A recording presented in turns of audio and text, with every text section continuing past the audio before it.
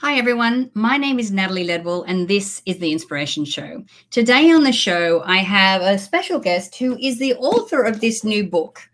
It's called John E. Fetzer and the Quest for the New Age. Now, I'm Australian, so I wasn't familiar with John Fetzer, but some of you may know him as being like a radio pioneer. He was a media mogul. He was the owner of the Detroit Tigers. So, and he was very interestingly marrying science and spirituality together. So I can't wait to get into this conversation today. But before I introduce my special guest, I just want to remind you that after the show is over, if you'd like to click the link below the video, you can download the free ebook version of my best-selling book, Never in Your Wildest Dreams. So now let me introduce my guest, Brian C. Wilson. Hi, Brian. How are you? Great to have you here. Great to be here. So from what I understand, you were a friend or you were associated with John Fetzer. Is that right? Well, actually, no. He passed away before I actually came to Kalamazoo, and he died in 1991, and I came in 1996. Right. But the interesting thing about John Fetzer was that he created a foundation in the 1950s. And then near the end of his life, in the 70s and 80s, he began liquidating all his businesses and basically using that money to endow the foundation, which today is called the Fetzer Institute. And so it's through the Fetzer Institute, and specifically an arm of the Fetzer Institute called the Memorial Trust, which deals with the legacy of John Fetzer, that they asked me to write this book. Right. So, so they asked you, like, how did you get to writing this book? Well, I'm a professor of comparative religion at Western Michigan University, and I specialize in American religious history, but I'm specifically very interested in new religious movements and metaphysical movements, and I'm really interested in those kinds of movements here in the Midwest, because the Midwest always kind of gets short shrift over places like California, and I'm originally from California, so I understand why that happens.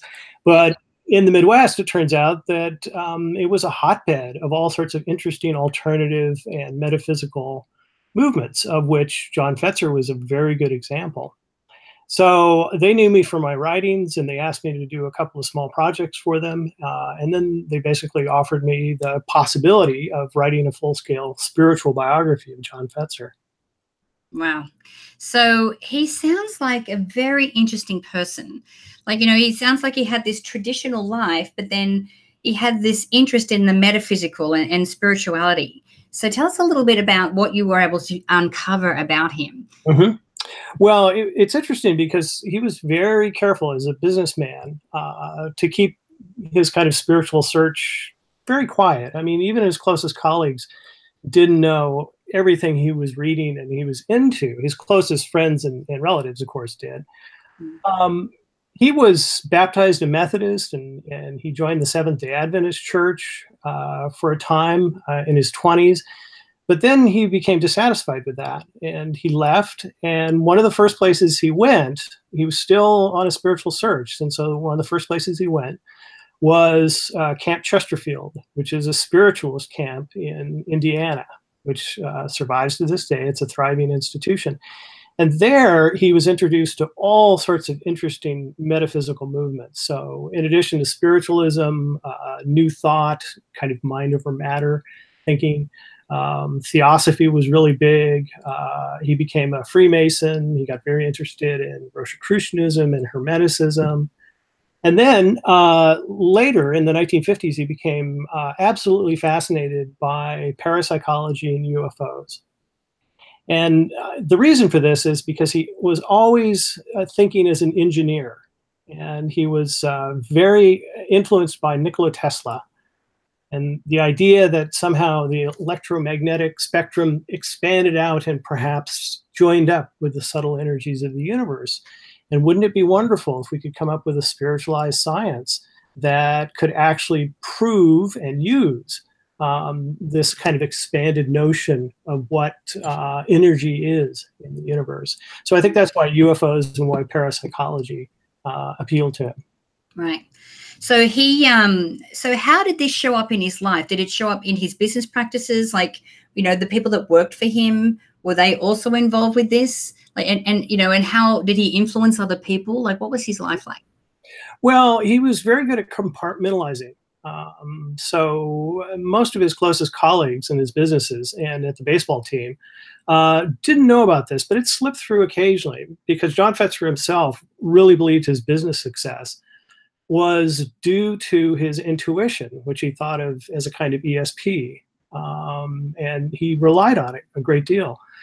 He also used a variety of different divination techniques in making business decisions. So, for example, he would consult astrologers and tarot card readers occasionally. He really enjoyed using the Ouija board. But for his day-to-day activities, he carried around a pendulum, just a little plumb bob on a string. And when he had decisions to make that he wasn't quite sure of how to make them, he would basically ask the plumb bob yes/no questions. And depending on how it deflected, it would kind of give him more confidence in his decisions. Right. In a couple of instances with the baseball team, he used some of these techniques. He had a very famous pitcher named Mark the Bird Fidrych. And Fidrych was famous for his antics on the mound. He would talk to the baseball, and he had a very interesting windup. And he was very successful, but he eventually became very self-conscious about the way he basically pitched. And so Fetzer took him into his office and pulled out the plumb bob, and together they practiced on making the thing deflect at will. And so the moral here for Fetzer, for Fidrych, was that what you're doing on the mound is a form of mind over matter. And so don't be self-conscious. Don't worry about it, because what you're doing, communicating to the baseball, is actually having a physical effect. So that's one way Fetzer used his metaphysical beliefs to influence his baseball team. Yeah, because what I understand from him, he kind of kept it fairly private until later in life, and then he was a little bit more, open about it. Yes, he was very careful because he was concerned that in religiously conservative Midwest, Southwest Michigan, he would lose audience members or even potential advertisers if they knew he was into these various kind of metaphysical movements and currents. Right. So how did this manifest in his daily practices? Was there things that he was doing that was maybe unusual at the time for people, living in that era? Mm-hmm. Well, as it started, his search was very intellectual. And so he read a lot, and he just couldn't get his hands on enough, different writings from various different movements, from theosophy, from Hermeticism, et cetera, et cetera. But then in the 1960s, he began promoting meditation. And in fact, in the 1970s, he took up transcendental meditation and became very good friends with the Maharishi Yogi. And this is another case where he blended his business with his practice, because at one of the spring trainings for the Detroit Tigers, he suggested maybe that they might want to take up transcendental meditation. And some of them did, and got a lot of benefit out of it. So meditation became extremely important for him. In later life, he became a member of the Movement for Spiritual Inner Awareness, which is a form of Radhaswami, a meditation tradition that actually goes back to 19th century India, and of course has its roots in the ancient past. So he practiced that for a time, and then in his very last years, he had a caretaker who was a devotee of Surat Shabd Yoga, which is another form of Radhaswami. And so together they had a daily meditation practice that they used, and chanting of mantras. And in fact, some of John Fetzer's last words on his deathbed were some of the mantras from Surat Shabd Yoga. Wow. Yeah. Wow. So he really lived his message, or lived his beliefs, which is awesome. And clearly it did well. Like, he has this foundation, and business did well for him. So tell me about the foundation. Like, what are some of the things that the foundation is helping to support now? Mm-hmm. Well, today it's still, John Fetzer was very interested in energy medicine and holistic health. And so after his death, this was a theme that was carried on by the foundation, which changed its name to the Fetzer Institute shortly before he died. So they continued doing that kind of work, and a lot of it was funding research, for example, with the National Institute of Health into alternative medicine and holistic health. He funded local programs. Our holistic health program here at Western Michigan had some of its seed money from the Fetzer Institute. So that was a really big focus. And then after 9/11, the Fetzer Institute really wanted to see how it could extend spirituality into essentially the life cycle from childhood to old age. What were some of the things that they could do to create a more spiritual environment? Because they really felt that love and forgiveness were tremendously important for healing the world and bringing about the kind of global transformation that John Fetzer always wanted to. A really recent program that they're involved in is called Healing the Heart of Democracy. And this is an attempt to bring groups together, basically on a spiritual basis, but to begin discussing social and political differences in a way that creates dialogue instead of confrontation and argument. Yeah. And I think that's a tremendously important program that they're doing nationally. And very timely. Yes, yes. I've never seen so much division in a country as I'm witnessing right now. It's crazy. So I'm very happy to hear that. Yeah. So so he passed away in 1991. That's right. So what was his, seeing that he has such a spiritual outlook, what was his, outlook on death? Or what was his, what did he think about that? Well, he had a very positive outlook. I read a very poignant letter. He had a niece who was suffering from multiple sclerosis, and it was getting worse and worse. And so he basically set out some of his beliefs, and he believed that when a person dies, they simply shed their human body and enter into what he called a higher octave of existence. So he believed that human life continued. He believed very deeply in reincarnation, although he hoped that this was his last go-round, and that he would continue learning and growing spiritually over time. So his whole attitude towards death was very positive. And in fact, in his last days, he seemed to be very calm and very accepting of what he saw as just simply a transition. Mm. Yes, I like that. I mean, I believe that too. And I think, so did that change the way he lived his life, the way that he had no fear wrapped around, transitioning or death? I think so. I think so. And it had something to do as well with the fact that he became much more open in his last decade about his spiritual beliefs because he really believed he had a mission, and this mission extended over multiple lifetimes.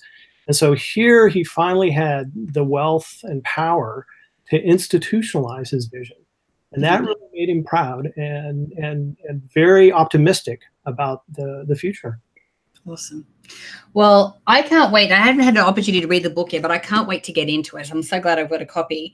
But what is your, what would you like readers to get out of the book? Like, what is it, what's the experience you would like them to have?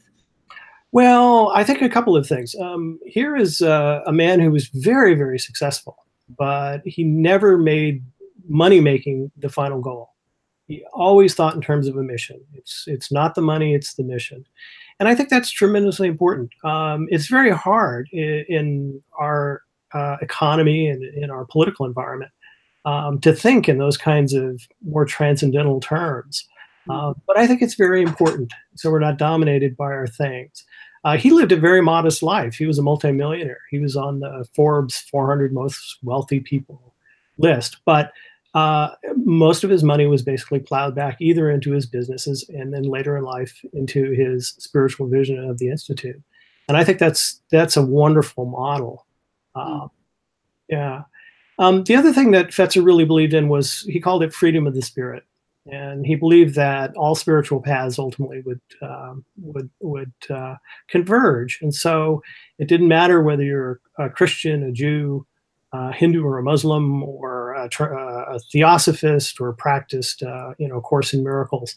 If you did it with heart, essentially these paths would converge, and the spiritual experience ultimately would result in a global spiritual transformation. Yeah. No, I agree. I mean, that's the beauty of religion and spirituality in its essence, you know. Yes. And whether we call it different things or different labels, does that really matter? So Yeah. yeah, all roads lead to the same place. Well, Brian, it has been fascinating talking to you today, and I really appreciate your time. So if people want to maybe connect with you or get their hands on the book, where can we send them to do that? Well, the book, it's being published by Wayne State University Press and available for order on Amazon.com and BarnesandNoble.com. But we also have a website, infinitepotential.com, which is all one word. And that will take you to a page that describes some of the programs that the Memorial Trust of the Fetzer Institute is doing. And there's also a link where you can download a PDF of the first chapter of the book. So if you're interested, definitely check that out. Wonderful. Well, thanks again, Brian. I really appreciate your time. Pleasure to meet you, darling. All right, so guys, I encourage you to please share this video. Let's get the word out there. And it's an amazing book, and the foundation sounds incredible, and I love the work that they're doing. So click the Facebook and the Twitter share buttons on this page to do that. And don't forget, if you can either click the link below this video or the banner to the side, so you can go directly through to Brian's website, so you can get your hands on the book and connect with them. And after all that is over, if you click the link below that, you can download the free ebook version of my best-selling book, Never in Your Wildest Dreams. So until next time, remember to live large, choose courageously, and love without limits. Thanks, everyone. We'll see you soon.